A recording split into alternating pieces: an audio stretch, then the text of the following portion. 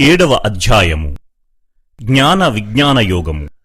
శ్రీకృష్ణ భగవానుడు అర్జున, అనన్యభక్తితో నాయందే మనస్సు కలిగినవాడవై ఉండుము.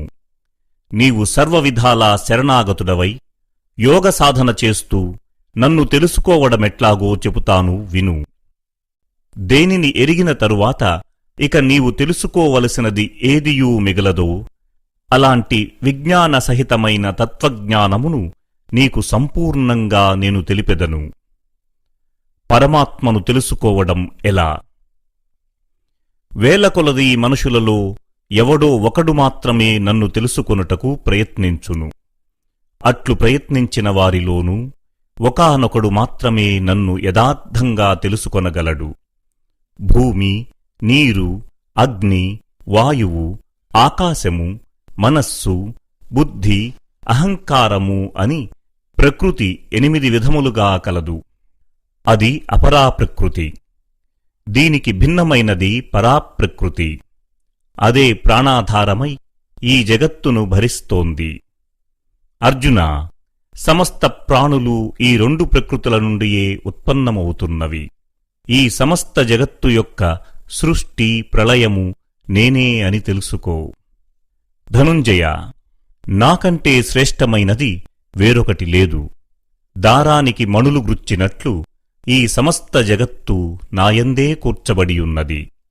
నీటిలోని రసాన్ని, సూర్యచంద్రులలో ప్రకాశాన్ని, వేదములలోని ఓంకారమును, ఆకాశమునందు శబ్దమును, మనుషులలోని పౌరుషమును, భూమియందు సుగంధమును, అగ్నియందు తేజస్సును, సమస్త ప్రాణులలో జీవశక్తిని, తాపసులలో తపస్సును నేనే. పార్థ, సమస్త భూతములకును నన్ను శాశ్వత బీజముగా భావించుము. ప్రజ్ఞావంతులలో ప్రజ్ఞను, తేజోవంతులలో తేజస్సును నేనే. బలవంతులలో కామరాగరహితమైన బలమును నేనే. సమస్త ప్రాణులయందు ధర్మమునకు విరుద్ధము కాని కామమును నేనే.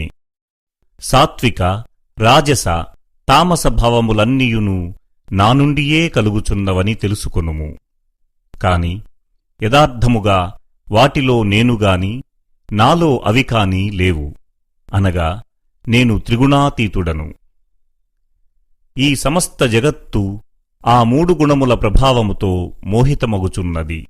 కనుక త్రిగుణములకు అతీతుణ్ణి, శాశ్వతుడను అయిన నన్ను, నా స్వరూపాన్ని ఈ జగత్తు తెలుసుకొనలేకున్నది. భక్తులు ఎన్ని రకాలు? నా మాయ త్రిగుణాత్మకమైనది, అలౌకికమైనది. ఇది అధిగమించుటకు సాధ్యము కానిది. కాని నిరంతరము నన్నే భజించువారు ఈ మాయ నుండి బయటపడగలరు.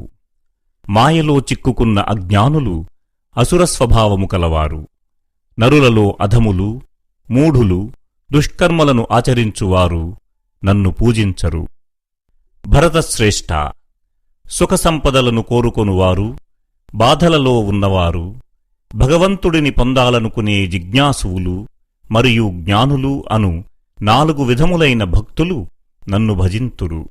ఈ 4 రకాల భక్తులలో నిరంతరము ఏకనిష్టతో అనన్యమైన భక్తి కలిగిన జ్ఞాని నాకు అత్యంత ప్రియుడు. నా తత్వమును ఎరిగిన జ్ఞానికి నేను అత్యంత ఇష్టుడను మరియు అతడు నాకు ఇష్టుడు. ఈ 4 రకాల భక్తులు ఉదారులే. కాని జ్ఞాని అయిన వాడు నా స్వరూపమే అని నా అభిప్రాయము.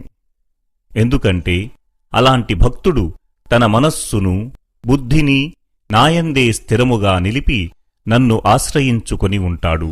అనేక జన్మల పిదప జ్ఞాని సర్వమూ వాసుదేవమయమే అని భావించి నన్ను శరణు పొందును. అట్టి మహాత్ముడు లభించుట దుర్లభము. ఇతర దేవతలను ఎలాంటివారు పూజిస్తారు?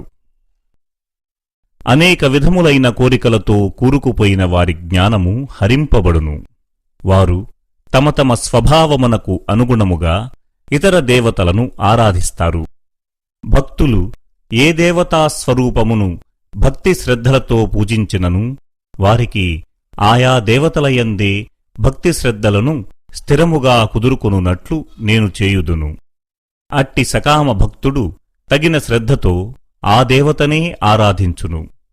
నా అనుగ్రహము వలననే ఆ దేవత ద్వారా తన కోరికలను అతడు తప్పక పొందును. కాని అలాంటి అల్పబుద్ధులు పొందెడి ఫలము కూడా అశాశ్వతమే. అన్యదేవతలను పూజించువారు ఆ దేవతలనే చేరుదురు.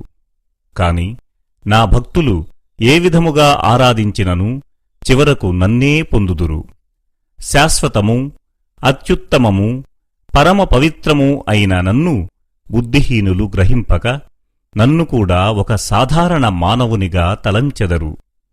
యోగమాయచే కప్పబడిన నేను అందరికీ గోచరింపను.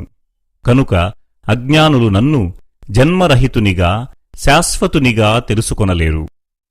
అర్జున, గతించిపోయిన, ప్రస్తుతం జరుగుతున్న, రాబోవు కాలంలో జరగనున్న ప్రతి విషయమును మరియు సర్వప్రాణుల గురించి నాకు తెలియును. కాని నాయందు శ్రద్ధలేనివాడు నన్ను తెలుసుకొనలేడు. ఈ ప్రపంచంలోని ప్రాణులన్నీయును రాగద్వేషముల వలన కలిగిన ద్వంద్వములలో పడి అంతులేని మోహములో చిక్కుకొనుచున్నవి. కాని పుణ్యకర్మలను ఆచరించు మానవుల పాపములు నశించిపోవును. అట్టివారు రాగద్వేషజనితమైన ద్వంద్వముల నుండి విముక్తులై దృఢనిశ్చయము కలవారై నన్ను భజింతురు. నన్ను ఆశ్రయించి జరామరణముల నుండి విముక్తికై ప్రయత్నించువారు ఆ పరబ్రహ్మను తెలుసుకొందురు. ఎవరు నన్ను అధిభూత, అధిదైవ, అధియజ్ఞములతో పాటు అందరికినీ ఆత్మరూపుడైన నన్ను అంత్యకాలమునందైనను తెలిసికొనువారు నిశ్చల బుద్ధితో నన్నే చేరుకొందురు. ఈ విధముగా ఉపనిషత్తు, బ్రహ్మవిద్య, యోగశాస్త్రము, శ్రీకృష్ణార్జున సంవాదము అయిన శ్రీమద్భగవద్గీతయందు జ్ఞాన విజ్ఞానయోగము అనే 7వ అధ్యాయము సమాప్తం.